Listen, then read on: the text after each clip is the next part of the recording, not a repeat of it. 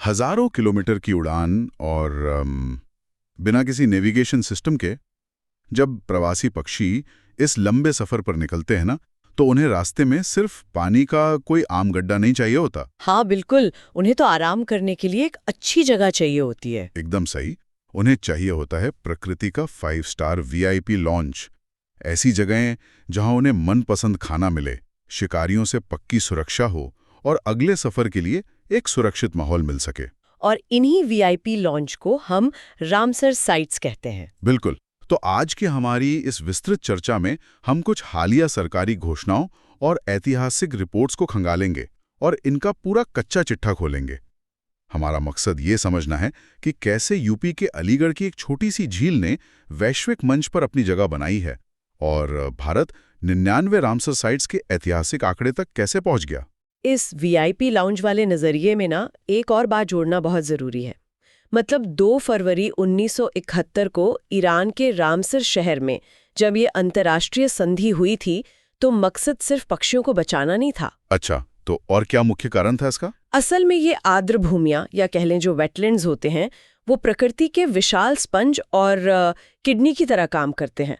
जब भारी बारिश होती है तो ये स्पंज सारा अतिरिक्त पानी सोख लेते हैं। ओहो, जिससे आसपास के शहर भीषण बाढ़ से बच जाते हैं। बिल्कुल। और इतना ही नहीं, किडनी की तरह ये पानी में मौजूद हानिकारक तत्वों को फिल्टर करके जमीन के नीचे के भूजल को एकदम प्राकृतिक रूप से साफ भी करते हैं। तो मतलब ये सिर्फ पक्षियों का हॉलिडे रिजॉर्ट नहीं है, बल्कि हमारी अपनी लाइफ सपोर्ट प्रणाली का एक बहुत बड़ा हिस्सा है।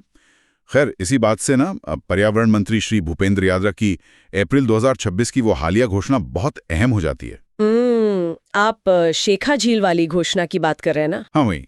यूपी के अलीगढ़ की शेखा झील को भारत की 99 रामसर साइट घोषित किया गया है। लेकिन एक साधारण सी दिखने वाली झील को इतना बड़ा दर्जा मिलना थोड़ा हैरान तो करता है।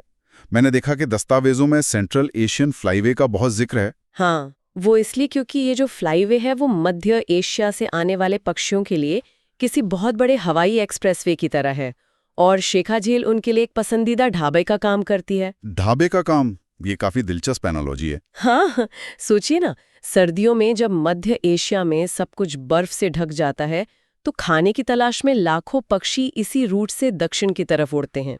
लगातार कई दिन उड़ने के बाद थके हारे हंस और तरह तरह की बत्तखों के लिए शेखा झील का उथला पानी एक परफेक्ट एनर्जी बूस्टर का काम करता है। तो अगर शेखा झील जैसी जगहें इस रूट पर ना हो तो ये पक्षी शायद अपनी मंजिल तक पहुंच ही नहीं पाएंगे। और हाँ, इस घोषणा ने संरक्षण के मामले में एक नया ट्रेंड भी सेट किया है। तमिलनाडु 16 साइट्स के साथ सबसे आगे है, लेकिन अब यूपी भी 12 साइट्स के साथ देश में दूसरे नंबर पर आ गया है। दायरा तो यकीनन बड़ा है। मतलब 1982 में जब भारत इस संधि में शामिल हुआ था, तब लिस्ट में सिर्फ उड़ीसा की चिल्का झील और राजस्थान का केवलादेव नेशनल पार्क ही थे। हाँ, सिर्फ 2 जगहों से हमने शुरुआत की थी। और आज देखिए, सुंदरबन जैसे विशाल डेल्टा से लेकर हिमाचल की रेणुका जैसी छोटी वेटलैंड तक सब इसमें शामिल हैं।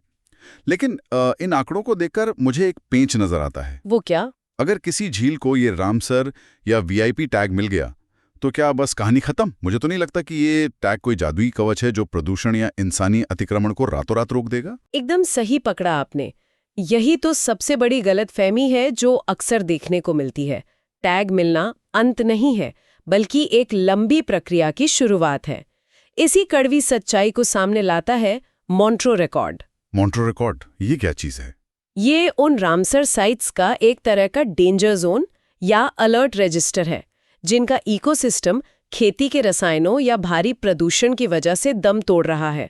और इसमें सबसे हैरानी की बात बताऊं आपको। क्या बात है? जिन 2 जगहों से भारत ने शुरुआत की थी ना, उनमें से एक यानी राजस्थान का केवलादेव और इसके साथ ही मणिपुर की मशहूर लोकटक झील, दोनों ही इस खतरे वाली लिस्ट में शामिल हैं। बाप रे, ये तो काफी गंभीर बात है।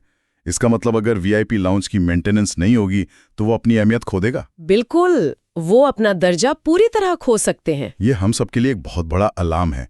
इन सभी रिपोर्ट्स का सबसे बड़ा निष्कर्ष यही है कि जब ये प्राकृतिक स्पंज सूखेंगे या प्रदूषित होंगे, तो शहरों में बाढ़ आएगी और स्थानीय आजीविका भी खतरे में पड़ेगी। एकदम सही बात है। शेखा झील का 99वां स्थल बनना जश्न की बात तो है, लेकिन ये एक याद दहानी भी है कि संरक्षण कोई वन टाइम अचीवमेंट नहीं है कि बस टैग मिल गया और काम खत्म। और इसी जिम्मेदारी को लेकर ना एक बहुत ही बुनियादी सवाल खड़ा होता है।